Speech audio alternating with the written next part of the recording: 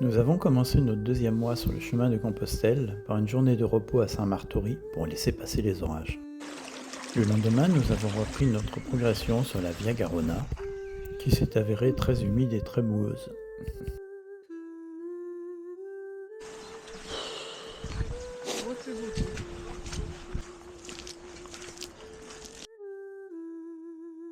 Avant d'arriver à Saint-Gaudens, il y avait une grande concentration de cigognes. Nous n'en avons pas revu par la suite.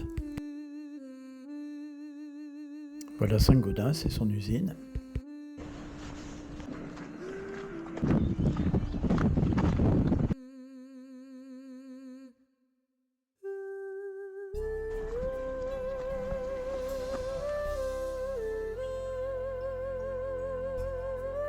Saint-Bertrand-de-Comminges marque la fin de la Via Garona.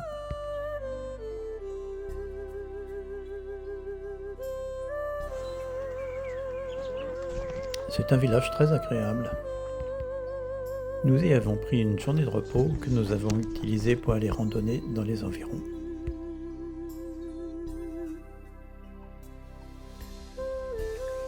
T'appuies, c'est dans le 8.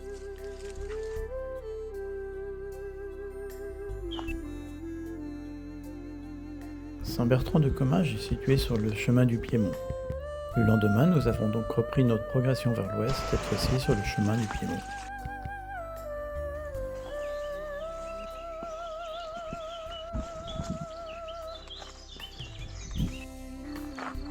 En quittant le Comminges, nous sommes rentrés dans l'ancienne région historique des Baronnies.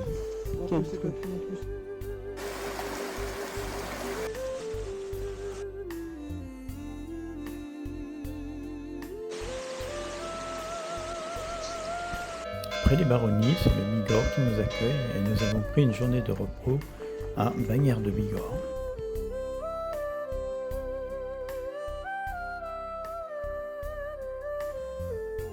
Ce fut aussi l'occasion de faire tourner la machine à laver.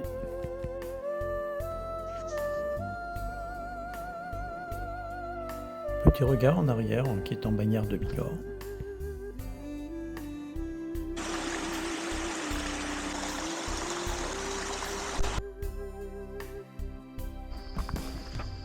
Ces estives ne sont pas bien hautes, mais elles ont vraiment un air de montagne.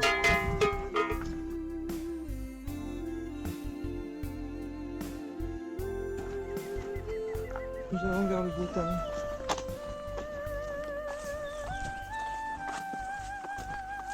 Nous trouvons Lourdes en pleine effervescence. Nous y arrivons en effet pendant le pèlerinage militaire international.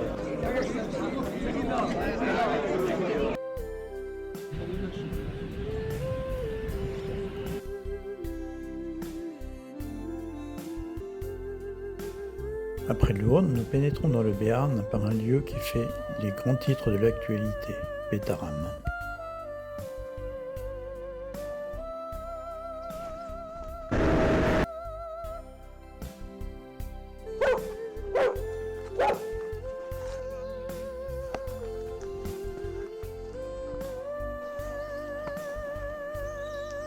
Quand le ciel se dégage, nous avons de très belles vues sur les Pyrénées. Ici, c'est le pic du Midi d'Ossau. Nous ne saurons jamais si c'était une gastro-entérite ou une intoxication alimentaire, mais Gisèle ne va pas bien. Je fais seul l'étape jusqu'à Oloron-Sainte-Marie et elle me rejoint en taxi.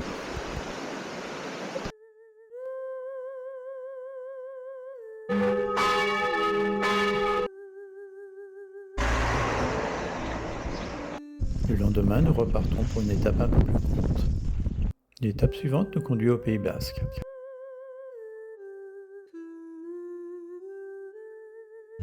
Les chaussures commencent à montrer de sérieux signes de faiblesse.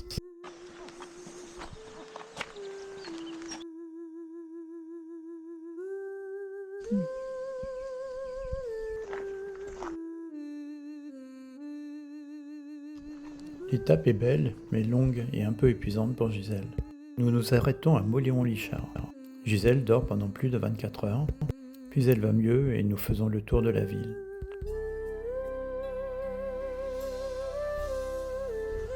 Et le lendemain, c'est en pleine forme que nous repartons tous les deux.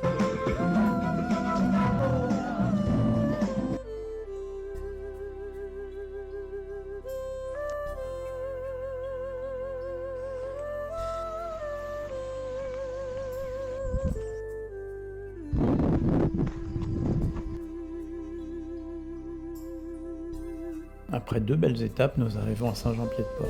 C'est ici que la voie du Piémont rejoint la voie du Puy, et après Poncevaux donnera ce qu'on appelle le Camino Frances.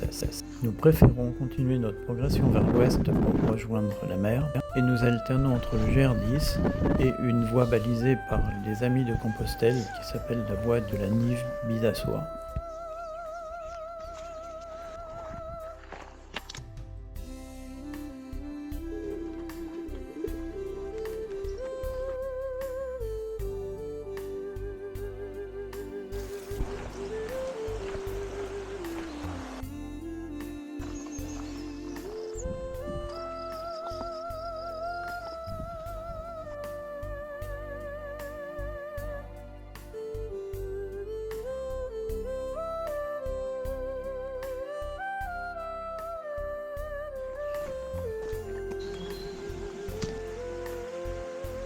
Peu avant le village de Sarre, nous dépassons nos 1000 km depuis Montpellier.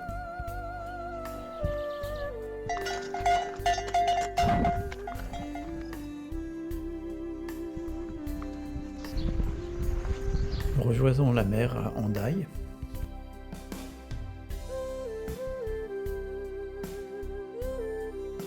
Et nous traversons la Bidassoa pour aller dormir dans un parador.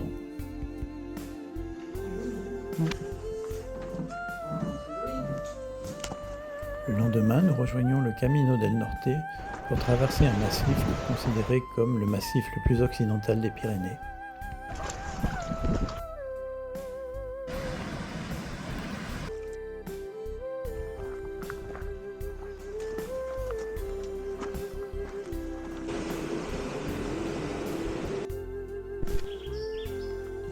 Le lendemain, nous continuons à suivre la côte et nous traversons la ville de Saint-Sébastien.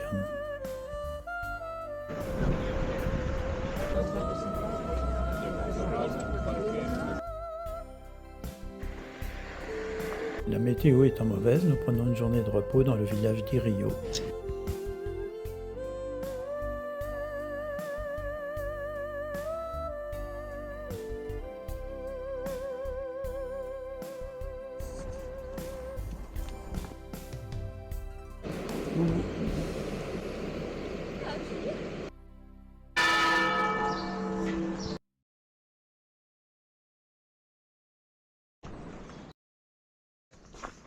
La dernière journée de ce deuxième mois nous mène dans le village de Zumaia. Le village est célèbre pour une curiosité géologique qu'on appelle le Flysch.